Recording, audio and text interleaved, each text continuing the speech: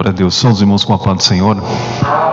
Amém, irmãos, os amigos e irmãos que nos assistem também através da transmissão da igreja. Que Deus mais uma vez te abençoe, que mais uma vez possa falar com você, te dar vitória. Amém? Queria convidar os irmãos que estão aqui presentes para nos colocarmos de pé, colocar de pé para nós estarmos orando a Deus. Amém? Soberano Deus e eterno Pai, Senhor, em nome de Jesus Cristo, mais uma vez nós estamos na Tua presença, Senhor, mais uma vez estamos na Tua casa para poder, Senhor, Te adorar, Te exaltar, engrandecer o Teu santo e bendito nome. Deus querido, nós Te agradecemos, Pai, as bênçãos que o Senhor tem derramado sobre as nossas vidas, a graça que tem sido manifesta, Senhor, na nossa vida, a salvação, a vitória, a saúde, que até aqui neste momento o Senhor tem guardado a nossa casa, o nosso trabalho, a nossa vida. Querido Deus, nós Te louvamos, Senhor, por todos os benefícios que temos alcançado das Suas mãos. Ó Deus bendito, abençoa mais uma vez este culto, abençoa, Senhor, cada irmão que está aqui presente nessa noite, que o Senhor venha falar, que o Senhor venha curar, que o Senhor venha dar a bênção a qual os Seus filhos vieram aqui nessa noite buscar. O Senhor é conhecedor da necessidade, das lutas, dos problemas, e o Senhor tem solução para cada um deles, Pai.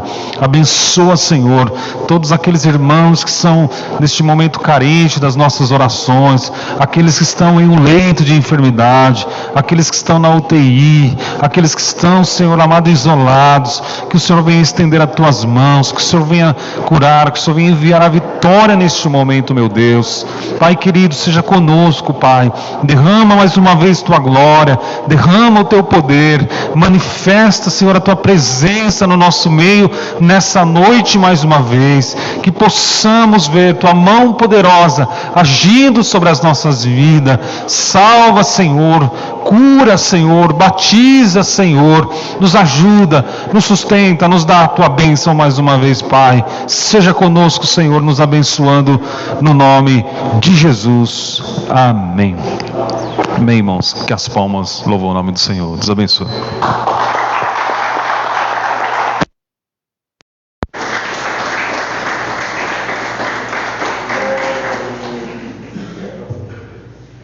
Glória a Deus. A paz do Senhor, irmãos.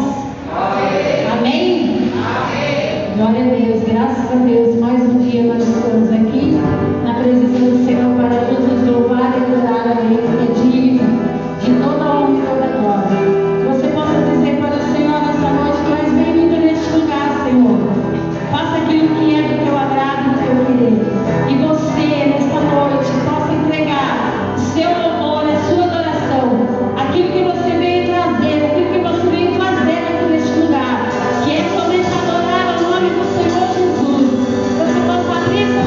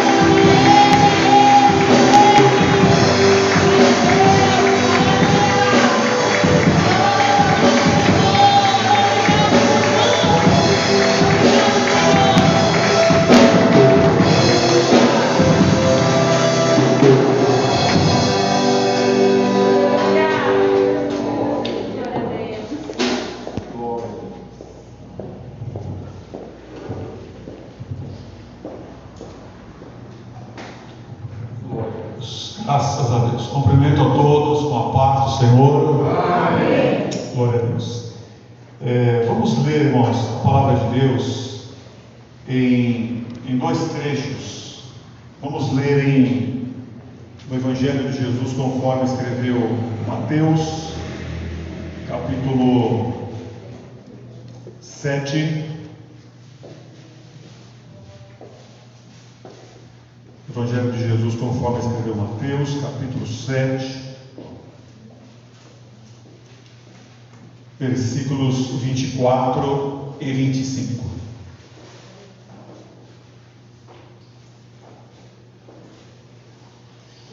Evangelho de Jesus conforme escreveu Mateus, capítulo 7, versículo 24 e 25. Todo aquele, pois, que escuta estas minhas palavras e as pratica, assemelhá-lo-ei ao homem prudente que edificou a sua casa sobre a rocha. E desceu a chuva, e correram rios, e sopraram ventos, e combateram aquela casa, e não caiu, porque estava edificada sobre a rocha. Agora vamos para o segundo livro das Crônicas, capítulo 25, versículo 5 até o 8. Segundo livro das Crônicas, capítulo 25 e versículo 5. Eu vou ler aqui na nova versão transformadora, é um pouco diferente, para facilitar a nossa compreensão nessa noite da palavra de Deus. Segundo Crônicas 25, do 5 ao 8. Amazias organizou o exército e nomeou generais e capitães para todo o Judá e para Benjamim.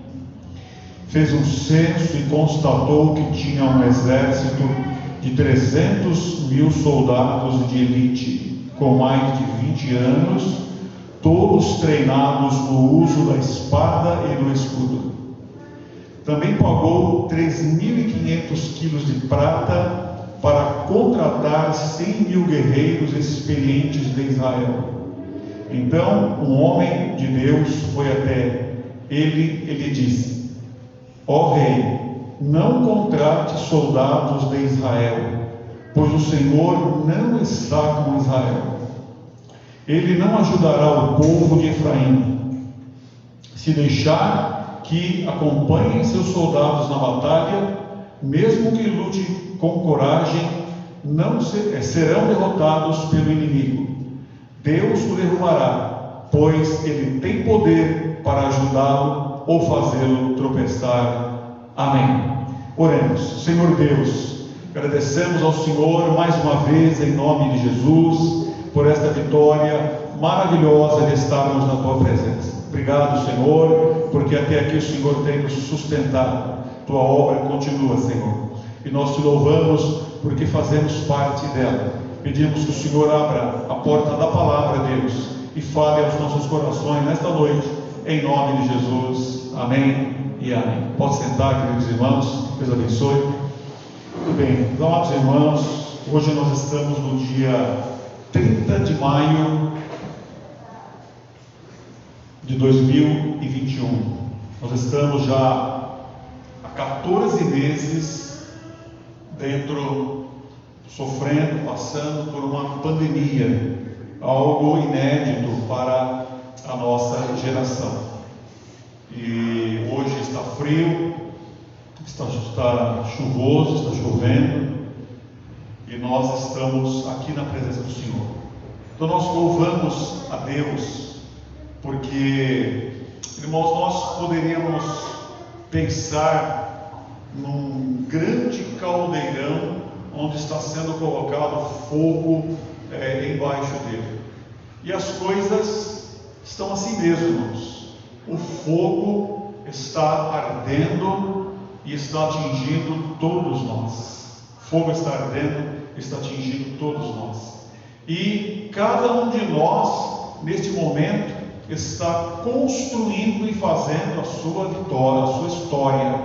Cada um de nós, uns de uma forma e outros de outra, mas a nossa história está sendo escrita neste momento, neste grande fogo que está ardendo debaixo, sob todos nós. Mas o que nós vemos aqui, irmãos? Que aquele que ouve a palavra de Deus, aquele que pratica a palavra de Deus, vem a chuva, vem o vento, vem a correnteza e ele permanece de pé. Aleluia.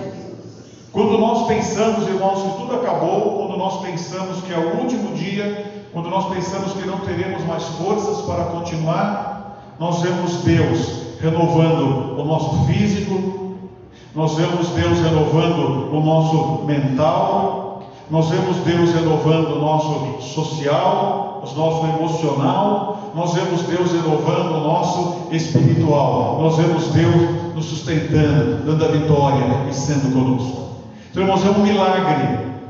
Nós estarmos de pé é um milagre. Nós estarmos debaixo da graça de Deus é um milagre. E nós louvamos a Deus, porque o Senhor está nos sustentando de pé para a glória e para o louvor do seu nome. Fica aqui esse testemunho, irmãos. Bateram as correntezas, bateram os ventos, vieram as chuvas fortes, mas está escrito aqui na palavra: a casa não caiu. Nós estamos de pé para a glória de Deus. Aleluia. Nós estamos de pé. A meditação desta noite, irmãos, da palavra de Deus nos veio por uma inspiração na oração, no estudo da palavra do Senhor. Nós lemos aqui, irmãos, a respeito de um rei chamado Amazias. O povo de Deus, irmãos, do Antigo Testamento, nós temos o conhecimento de que, a princípio, era formado por 12 tribos, os 12 filhos de Jacó. Depois houve a divisão do reino e ficou um reino com 2 tribos, chamado Judá, conhecido como Judá, e outro reino com 10 tribos, conhecido como Israel, e algumas vezes é chamado de Efraim, como nesse texto que nós acabamos de ler aqui. Então, irmãos, ficou dividido. Eles acabaram seguindo caminhos diferentes, embora vieram do mesmo pai e acabaram tomando caminhos diferentes. Num determinado momento, o reino do sul, que é o reino de Judá, que foi um reino que teve reis mais piedosos e mais tementes a Deus, passa por essa situação onde o rei chamado Amazias faz um levantamento e descobre que tem 300.000 soldados aptos para o seu exército. Mas ele se sentiu inseguro com esses 300.000 soldados e foi procurar ajuda do reino do norte, que é das 10 tribos, que é dos seus irmãos. Porém, irmãos, neste momento, e na maioria do tempo, o reino do norte abandonou Jeová, abandonou o Senhor, e foi após outros deuses, que não eram deuses, mas eles, na maioria do seu tempo, desagradavam a Deus, tanto que eles foram para o cativeiro, de onde não retornaram mais de 100 anos antes do cativeiro de Judá, das 2 tribos. E quando este rei, conforme nós lemos aqui, contratou o exército, então o reino de Judá contratou o exército do reino de Israel, 100.000 soldados, por dinheiro, pagou por isso. Nessa tradução diz aqui 3.500 quilos de prata para contratar 100.000 soldados. E esta atitude do rei Amazias, que era o rei de Judá, desagradou a Deus, e Deus entrou em ação. Ele enviou o seu mensageiro e falou com o rei que não fizesse isso, porque se aqueles 100.000 soldados do norte acompanhassem os 300.000 soldados do sul, ia ficar 400, mas ia ficar pior do que os 300. Deus falou: se for só os 300, eu dou vitória, mas se for os 400, eu não darei vitória. Por que a mensagem de Deus foi essa daí?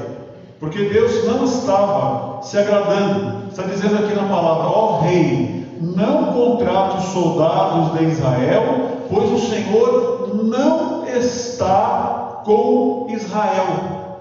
Mande eles embora. Essa foi a palavra.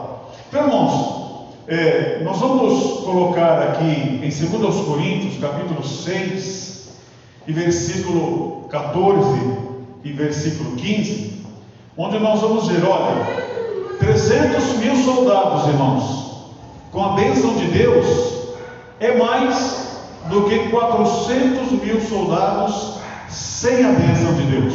Por quê? Porque é a bênção de Deus que enriquece. Então o Senhor nos manda não termos um jugo desigual. Falou: por que os soldados do sul não vão se juntar com 100.000 soldados do norte? Por quê? Porque eles estão fora da vontade de Deus. Eles estão agindo fora do plano de Deus. Deus não está com eles. Então a gente sabe, irmãos, o que é uma canga. Uma canga é aquela madeira, né, que se coloca em cima de 2 burros, de 2 mulas, de 2 bois. E não dá para colocar uma canga em cima de um boi e ao mesmo tempo colocar em cima de um cabrito.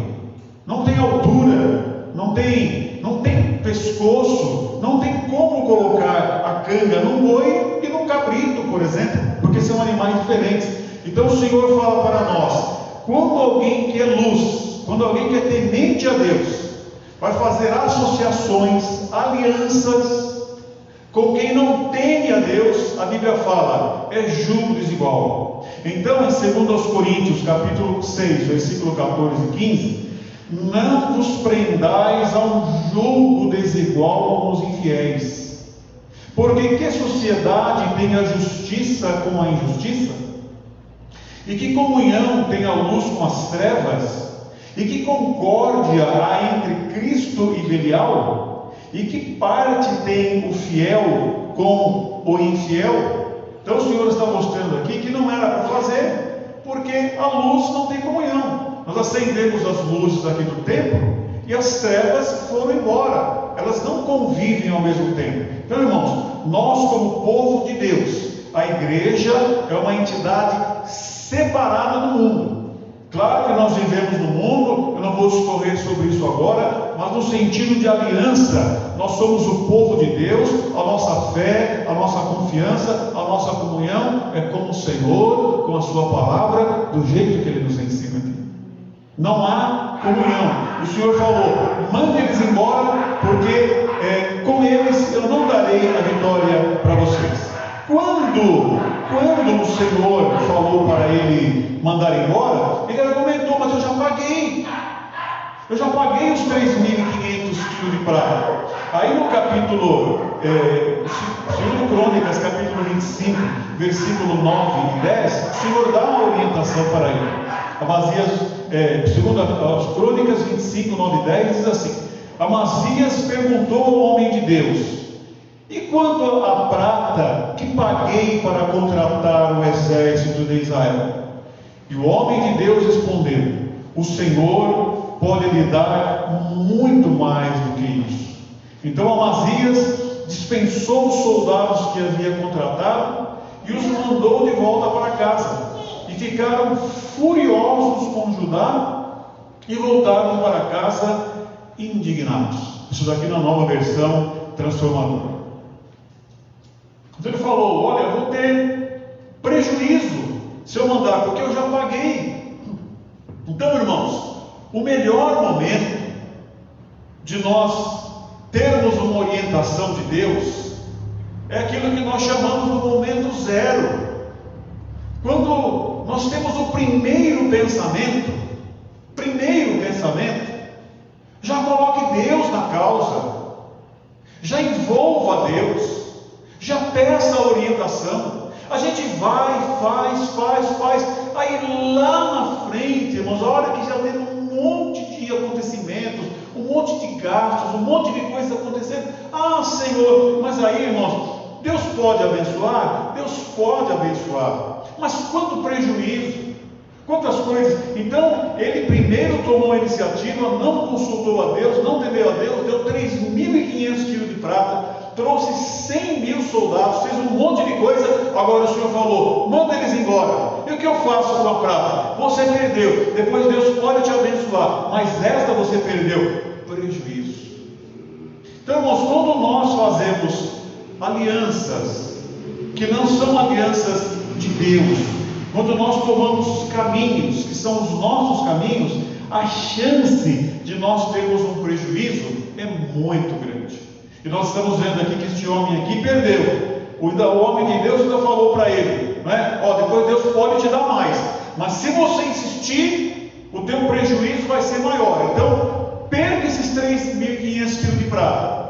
É um prejuízo. Mas se você desobedecer a Deus, você terá um prejuízo maior. A desobediência a Deus é maior. Então, irmãos, a palavra de Deus para nós nessa noite: envolva a Deus desde o princípio. Aleluia.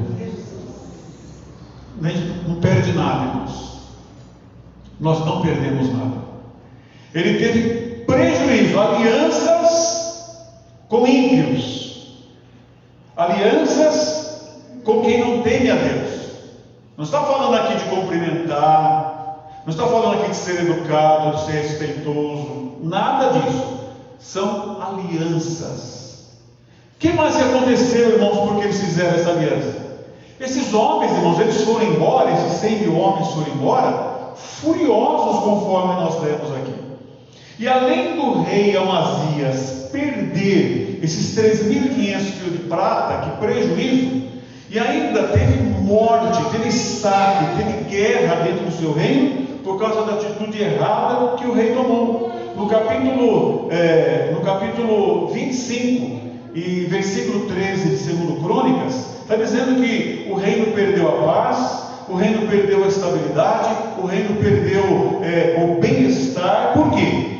Porque quando aqueles 100.000 homens foram embora, nervosos, o que eles fizeram? Enquanto isso, os soldados que Amazias havia contratado e depois mandado de volta, atacaram muitas cidades de Judá, que era o sul, que é o reino de Amazias, as duas tribos.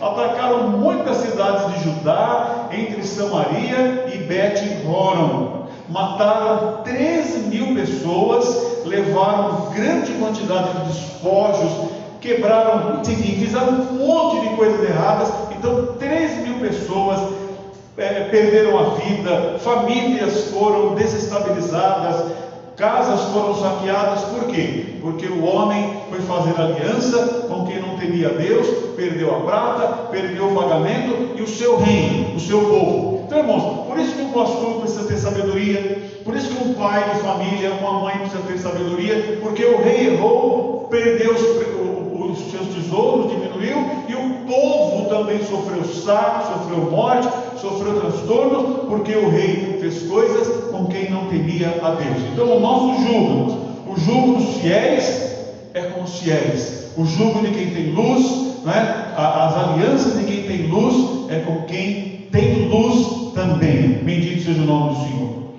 No entanto, irmãos, como ele obedeceu a Deus, apesar do prejuízo que ele tomou, Deus deu a vitória para ele. Deus deu a vitória para ele, apesar do prejuízo. Está no versículo 11, 2 Crônicas 25 e 11. Está dizendo que depois que ele obedeceu, que mandou embora, esforçou-se, pois, o rei Amazias, e conduziu seu povo, e foi-se ao vale do Sal, e feriu dos filhos de Seir 10.000.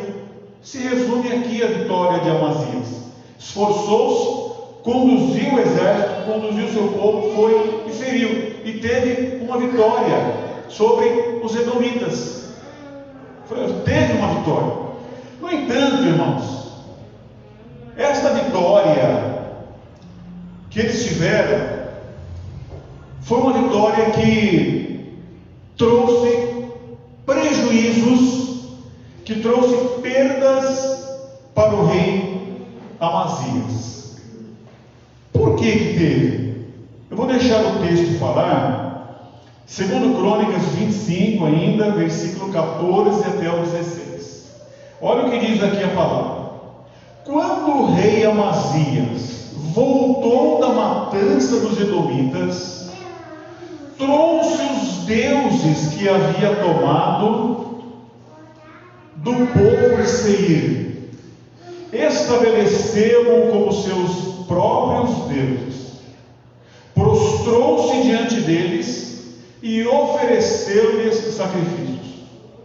O Senhor se irou grandemente e lhe enviou um profeta para perguntar: por que você se volta para deuses que não foram capazes nem de salvar de suas mãos o próprio povo deles?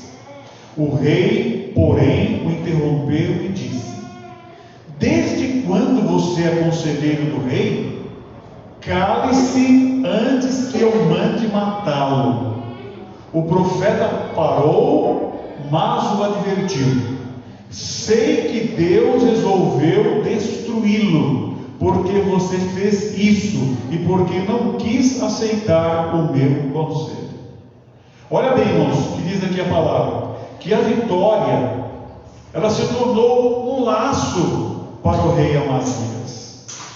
Por que ela se tornou um laço? Porque quando ele foi até o reino dos edomitas e trouxe de lá os seus deuses, não sei se era de ouro, se era de prata, se eram belos, se não eram, eu só sei que o rei acabou fazendo o quê? Se prostrando diante desses deuses, dessas imagens, oferecendo sacrifícios para eles. Alguma coisa nessa vitória encantou o rei Amazias e ele passou a adorar os deuses do reino que ele tinha vencido.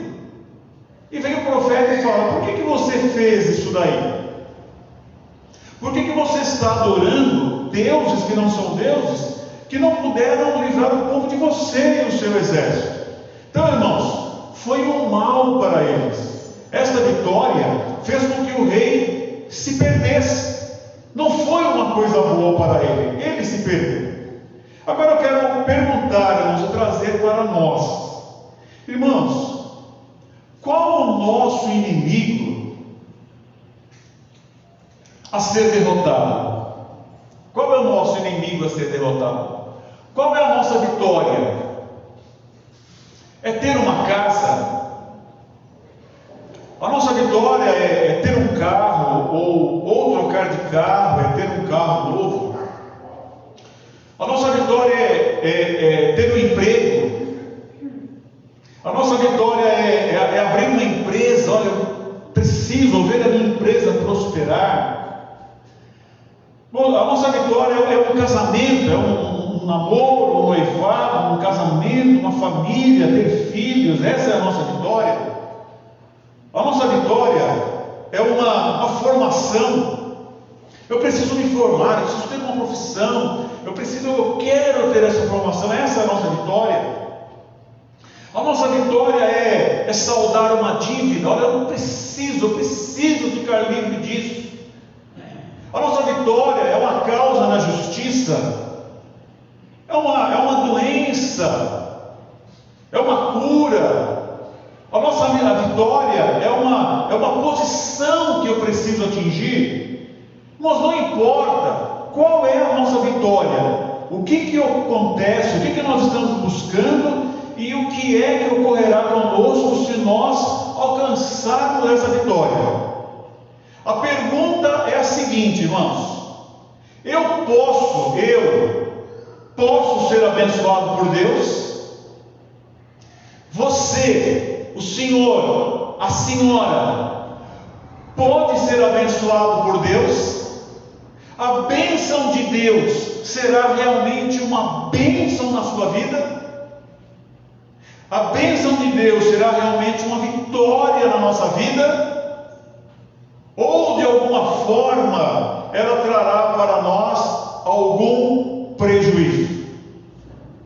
O rei Amazias foi lá, Deus deu vitória para ele derrotou o rei inimigo, e quando foi ver, o que ele estava fazendo com a vitória dele? Adorando os deuses de outro povo, se embaraçou. Então a vitória para Amazias foi um prejuízo, foi uma derrota. Nós vamos ver aqui a derrota que foi, porque ele perdeu o apoio de Deus, ele perdeu a companhia de Deus, ele perdeu a bênção de Deus, porque ele foi lá, derrotou, mas ele viu alguma coisa ali, que ele deixou a Deus e começou a adorar a sua vitória, e começou a adorar coisas que ele conseguiu na vitória que ele alcançou. E se Deus, irmãos, coloca aquela vitória na minha mão, e Deus sabe que eu o deixarei, e Deus sabe que eu me embriagarei, e Deus sabe que eu vou me perder. Talvez, irmãos, a misericórdia e o amor de Deus vai fazer o quê? Deixa ele ali daquele jeitinho, para que ele não se perca, para que ele não perca a salvação, porque eu amo ele, porque eu amo ela, e eu quero a salvação para a sua alma. Talvez, irmãos, eu, pela minha postura, tenha um comportamento que eu tenho de ser privado de bênçãos maiores, para que eu não venha me perder, como este rei se perdeu. Provérbios, irmãos, capítulo 30, versículos 7 ao 9, confirma esta tese, dentre outros lugares.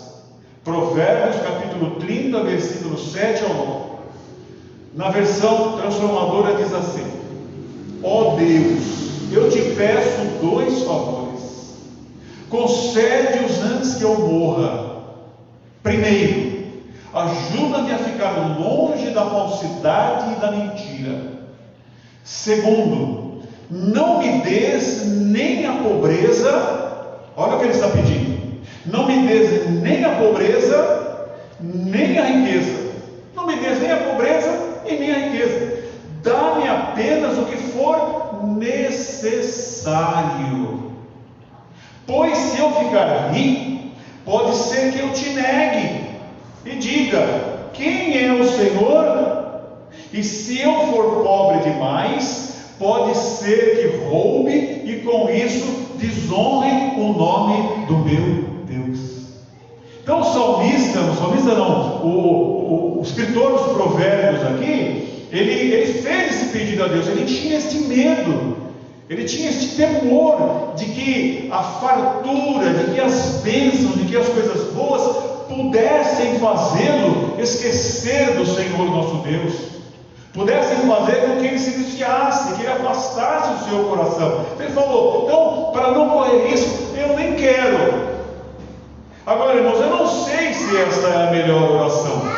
Talvez, irmãos, a melhor oração é falar: Senhor, me abençoe, que a graça, sobre graça, esteja sobre a minha vida, para que o Senhor me capacite, para que o Senhor me abençoe, para que eu possa ser cada vez mais abençoado. Para que a bênção de Deus não me traga soberba, não me traga orgulho, não me traga desprezo. Para que a bênção de Deus não me afaste da Bíblia, não me afaste da oração, não me afaste dos cultos. Para que a bênção de Deus não me afaste do humilde, do pobre, do necessitado. Para que eu não tenha soberba, para que eu não tenha horário altivo. Senhor, me capacita de ser um homem abençoado. Me capacita, Senhor, de ser uma mulher abençoada. Porque o mundo, irmãos, a vida precisa de pessoas abençoadas que transbordem para ajudar outras pessoas. Queridos irmãos, vamos buscar a Deus a graça de não nos perdermos quando Deus nos abençoa, quando Deus nos ajuda, quando Deus faz as coisas acontecerem na nossa vida. Se o Senhor coloca alguma coisa a nós, irmãos, é bondade dele. Seja material, seja espiritual, seja intelectual, Ele nos enriquece, a generosidade, Deus é generoso. Quem é generoso não erra. Ainda que seja tolo. Deus é verdadeiro. Quem é verdadeiro não perde.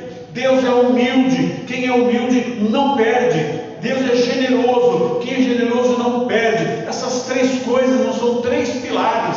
Deus é humilde, verdadeiro e generoso. Quem anda em humildade, generosidade e verdade, ele segue um caminho triunfante, vitorioso. Ele vai para frente, ele vai para o alto, ele prospera.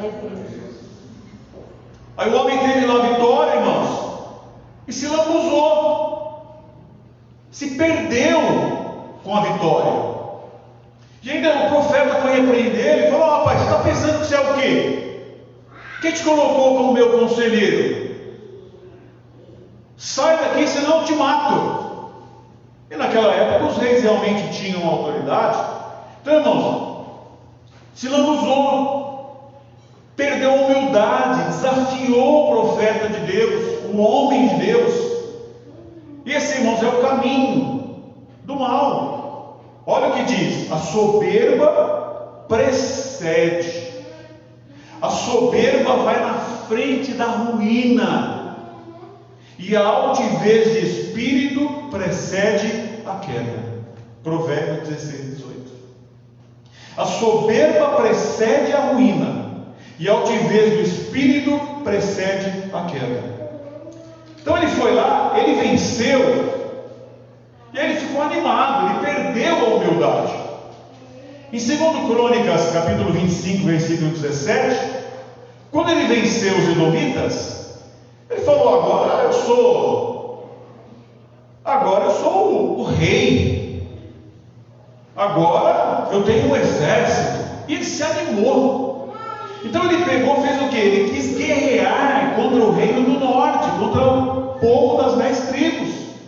Talvez porque eles foram lá, invadiram as cidades, mataram aquelas 3.000 pessoas.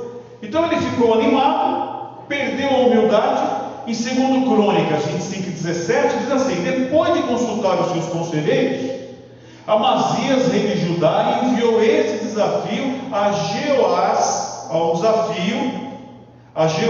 aqui está dizendo para Midim, filho de Jeoás, neto de Jeú, rei de Israel. O que ele disse? Venha enfrentar-me numa batalha.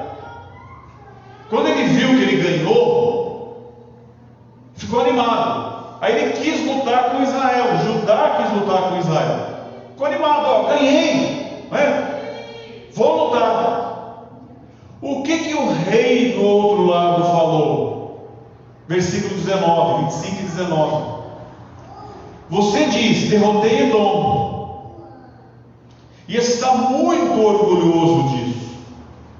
Mas meu conselho é que fique em casa. Não ficar em casa desde aquela época lá, está vendo? Fique em casa. Por que causar problemas que só trarão desgraça sobre você e o povo de Judá? Interessante, irmãos. Olha só que interessante.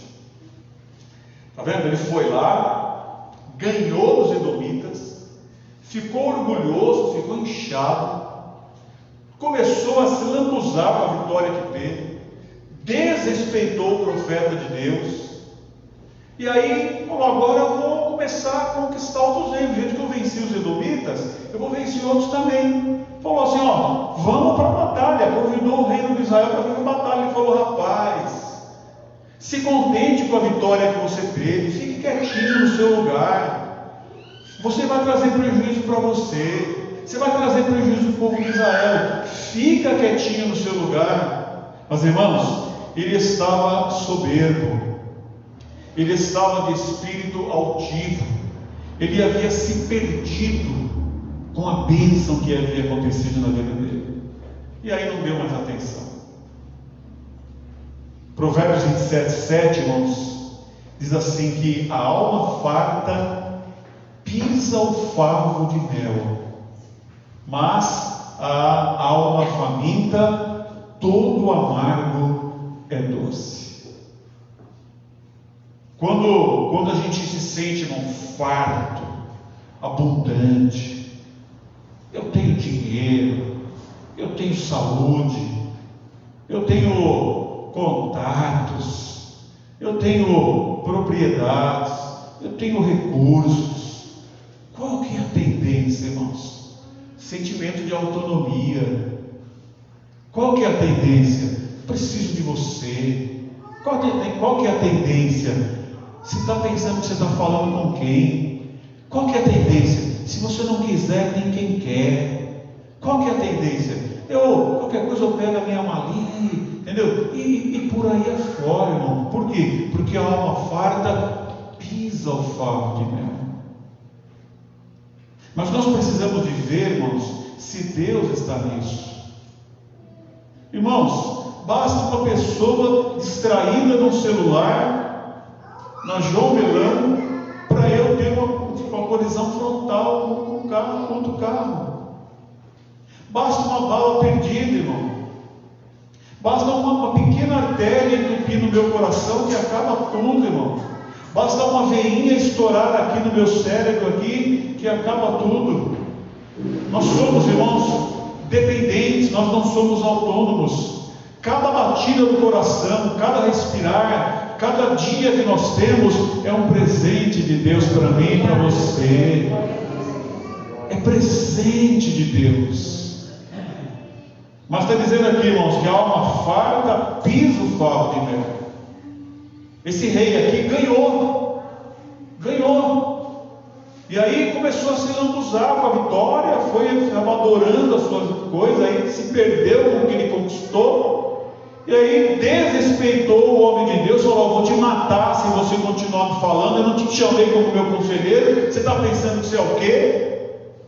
Vou te matar, tá bom, eu vou embora. Você vai ver que Deus vai tratar com você.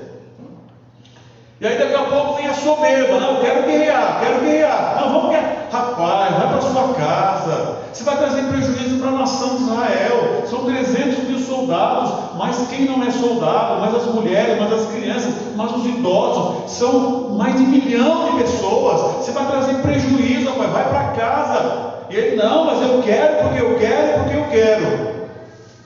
Soberbo. Mas o que é isso daí, irmãos? A hora de Deus, o juízo divino.